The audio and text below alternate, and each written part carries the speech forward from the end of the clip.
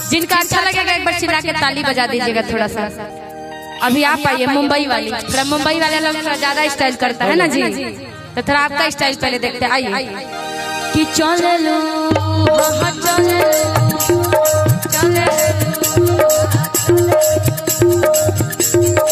ये मुंबई वाली थी।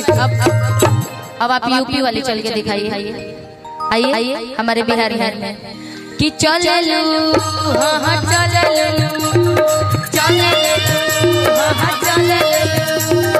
चले लो डगरिया तो नदी बीच नैया हिलोर मारे, चले लो डगरिया तो नदी बीच नैया हिलोर मारे, हिलोर।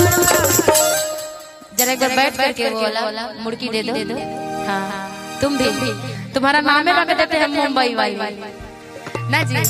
कल कुछ यूनिक चढ़ेगा, देखिए यहाँ के कार्यक्रम में आई